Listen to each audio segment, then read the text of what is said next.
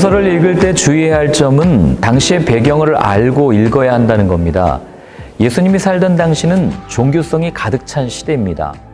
율법이 삶의 중심이었고 모든 삶의 판단 기준이 율법입니다. 하나님의 말씀, 이 율법이 기준이 되니 좋아 보이십니까? 문제는 하나님의 말씀에 사람의 열정이 더해진 것이었습니다. 하나님의 말씀을 잘 지키기 위해 몇 가지 사항을 추가했는데 말씀의 본질과는 관계없이 부수적인 율법을 지키지 않으면 비난하고 정죄했습니다. 결과 하나님의 말씀으로 풍성한 열매를 맺어야 할 예루살렘이 행위로만 판단하는 종교도시로 전락했습니다. 예수님께서는 비판하지 말라고 선언하십니다. 규율이 강한 집단일수록 비판의식이 강하게 나타납니다. 진리라고 생각되는 것을 지키기 위해 부수적인 규율을 만들고 그에 부합하지 않으면 비난합니다. 예수님은 어찌하여 형제의 눈 속에 있는 티는 보고 내 눈 속에 있는 들보는 깨닫지 못하느냐 말씀하십니다. 기도에 관한 말씀도 누가복음과는 달리 한 말씀을 더 추가하십니다. 그러므로 무엇이든 남에게 대접을 받고자 하는 대로 너희도 남을 대접하라. 이것이 율법이요 선지자니라. 형제 사랑에 관한 말씀을 덧붙이신 겁니다. 이어 넓은 문을 선택한 종교 지도자들과 달리 생명의 문은 좁다는 것을 말씀하시며 열매로 삶을 판단하신다는 행위에 관한 말씀을 들려주십니다. 나더러 주여 주여 하는 자마다 천국에 들어갈 것이 아니요 다만 내 아버지의 뜻대로 행하는 자라야 들어가리라. 아버지의 뜻이 무엇입니까? 사랑하는 겁니다. 예수님께서 말씀하시고자 했던 한 가지, 사랑 없는 모든 행동, 규율, 율법은 가식이며 위선이라는 겁니다. 산 위에서 가르치심을 마치신 예수님께서 산에서 내려오자 당연히 많은 사람들이 따르지 않았겠습니까? 그동안 어디서도 들어보지 못한 새로운 가르침이었기 때문입니다. 예수님에게서 권위를 느낀 사람들은 예수님께 나와 고쳐주기를 바랍니다.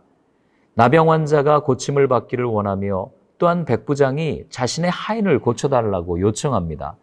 예수님은 베드로의 장모의 열병을 비롯해 나온 모든 사람들을 고쳐주십니다.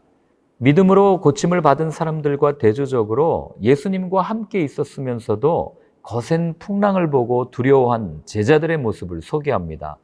그런 제자들을 향한 예수님의 평가, 어찌하여 무서워하느냐, 믿음이 적은 자들아.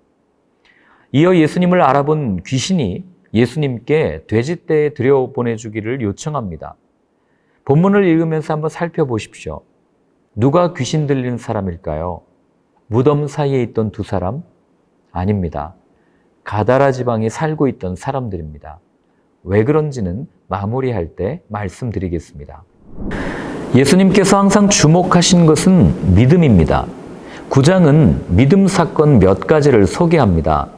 침상에 누운 중풍병자를 데리고 온 사람들의 믿음, 자신의 딸을 살릴 수 있다는 믿음을 가진 한 관리, 예수님의 옷에 손을 대기만 해도 나을 것이라는 믿음을 가진 혈루증을 앓는 여인, 주님이시면 하실 수 있습니다를 외치며 나온 두 맹인이 주인공입니다.